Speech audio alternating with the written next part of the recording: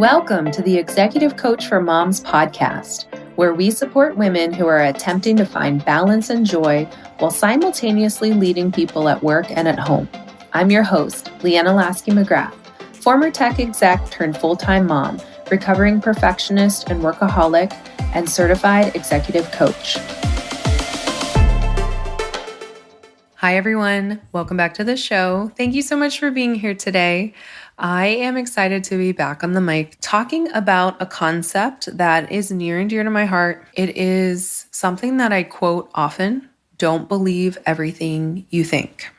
I talk about it a lot on the podcast, and I want to go a little bit deeper today in talking about it because I think it's a really important foundational concept to starting to change our behaviors intentionally and showing up how we want to show up in this world. So Byron Katie has a really great framework for this, where she has 4 questions whenever you have a thought to ask yourself: is it true? Can you absolutely know that it's true? How do you react when you believe that thought? And who would you be without that thought? And her whole framework is called the work, because that really is our work as humans, to not just believe every thought that comes into our brain, but to really question and decide what we want to believe. And so definitely Google Byron Katie and check out more about her work, because her work is amazing. It's really foundational to thought work. And so I want to share a little thought exercise that I literally just went through because I had this thought that popped up, and I've been noticing it pop up a lot recently for me. And that's always the first step, of course, is awareness and noticing our thoughts. Because what happens is our brains think tens of thousands of thoughts a day, and 80% of them are repetitive thoughts. And as a reminder, a thought is just a sentence in our brain. It is not inherently true or untrue or good or bad. But what happens is that whenever we hear these thoughts reinforced over and over again, we stop questioning it. We just kind of accept it as truth. We believe it more and more, right? The more we hear it, the more we believe it. So we've got some of these beliefs that have been running deep in our subconscious for years, decades, maybe since we were little kids. And they were placed there often by other people and by our society and our culture. And it doesn't necessarily make them true, even if we've thought them a million times. And so this is often what keeps us from living the lives of our dreams, because we believe the thoughts in our head. And we all have brains that are wired for survival. That's how we continue the human species. And over time, our brains have evolved, but that part of our brain still lives within us. And it is a part of our brain that is usually very loud, has a lot of opinions and a lot of strategies to keep us exactly where we are. Because that part of our brain, our survival brain, is really governed by the motivational triad. And that is to seek pleasure, avoid pain, and conserve energy. So anytime we want to make a change, anytime we want to do something better or differently than we have in the past, our brain is going to want to try and keep us safe. It's going to tell us all kinds of reasons why we shouldn't do that thing. And so for me, the thing that I noticed is that a lot of times when there's something that I want to do, my brain tries to stop me. And a lot of times the thing I want to do is invite people to something. Maybe I want to host an event and invite people to it. Or maybe I want to create an opportunity in my coaching practice to work with people, and I want to invite people to it. And the thing my brain always offers is they're not going to want to come.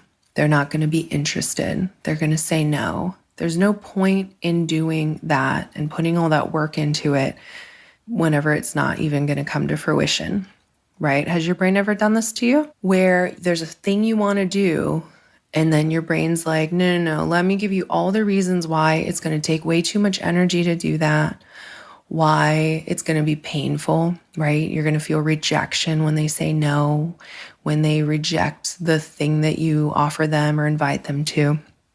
And that's going to be painful. So I need to keep you safe. And our brains are really, really good at knowing what it is that works to keep us where we are, to keep us from doing something potentially risky or outside the box or kind of outside of our comfort zone. And so we have the opportunity to either believe those thoughts that our brain is offering us, which is why most of us are not living the lives of our dreams. Our brains are really good at knowing what will work to make sure that we don't go out and do that thing. And this is why so many humans don't realize their full potential in their lifetime, why so many humans are unhappy, why so many of us are stuck even though we want to do something, is because when we go to do it, our brain puts up a fight.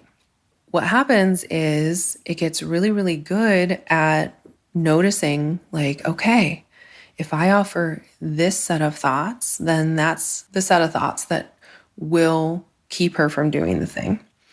And then your brain gets wired that way, and then it does that again and again and again. So this is why it's so important to notice what stories we tell ourselves, what underlying beliefs are there anytime something comes up. So here's the thought exercise that I went through, because we have the option of either believing that thought, letting that thought or that set of thoughts stop us from doing the thing we want to do, or we have the opportunity to question it. We can use Byron Katie's 4 questions. That's a great option. The way that I went about it in this situation is like my brain was telling me, okay, so I know you want to do that thing, but it's saying like, well, why bother? Why bother doing that and putting in work when it's not even going to happen? They're just going to say no. They're not going to want to come. And so then I have to stop and ask myself, well, why bother? Why would I bother to do that? Well, here are the reasons that I want to do it. Here are the reasons that I'm excited about it. Here are all of the reasons why this is a great idea.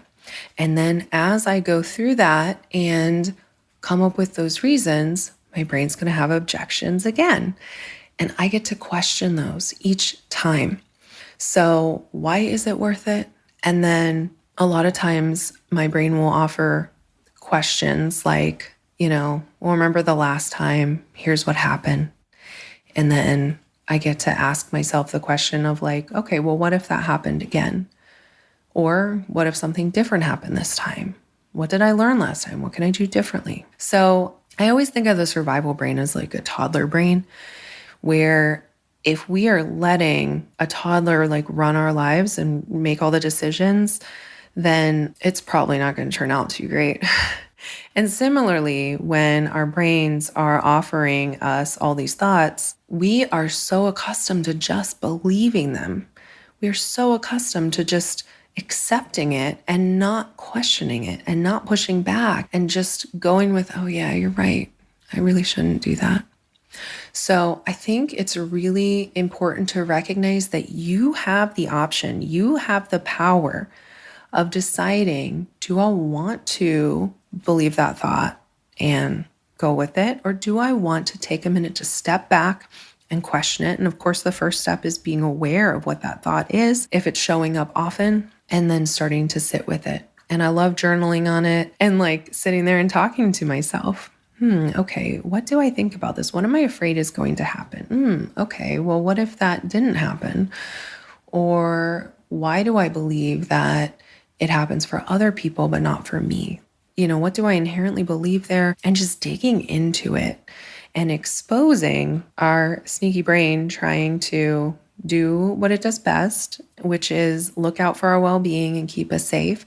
And we get to decide, is that a valid reason? Do I want to not do this thing? Like, is there an actual danger here? And is it a legitimate reason to not do the thing I want to do, to not go for the thing I want, to not invite the people to the party or create a program and invite people to it, right? So your brain is going to keep offering all kinds of things. That never changes. I think sometimes we think that maybe someday my brain just won't do this anymore. I think over time, as you build the muscle, then it might start offering less things. Or sometimes I think it gets even more sneaky and come up with even better challenges.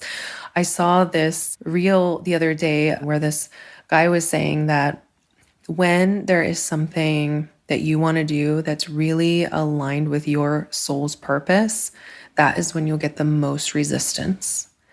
And so I think a lot of times we think that resistance is a good reason not to do something, but it's just a normal human reaction. And it doesn't have to be a reason. A lot of times it's not a reason enough to not do the thing that we really want to do. We just have to not believe the first thoughts that our brain offers us and really dig into what's going on there and get to a better set of thoughts so that we can go out and do the things that we want to do. And we can make good decisions with better data than just the first thought that our survival brain offers us. All right, I hope that is helpful to be thinking about. So first step is be aware of your thoughts. Notice especially what thoughts are coming up often, and then start to question them. And you can use Byron Katie's method. You can just sit down and have a conversation with yourself and just like really dig in there. But however you do it, there's no right way or wrong way. You just got to do what works for you so that you can do the things that you want to do and stop holding yourself back. All right, everyone. I hope you have a wonderful day. Thanks so much. Bye. If you're loving what you're learning on this podcast, I want to invite you to come join me for the Executive Mom Reset. We offer both one-on-one and group coaching formats. I created the Executive Mom Reset to help high-achieving moms feel less anxious, more confident, and more in control of their lives. Instead of feeling like you're being pulled in 100 different directions, you'll learn how to pause, reset, and approach challenges with clarity and confidence. You'll stop running on autopilot, stop second-guessing yourself all the time, and stop letting stress, guilt, and overwhelm dictate your day. You'll walk away with the tools and the confidence that you can use every day to feel stronger, more empowered, and more in alignment with the life you want to be living. Head on over to CoachLeanna.com to learn more and to get signed up. I really hope to see you there.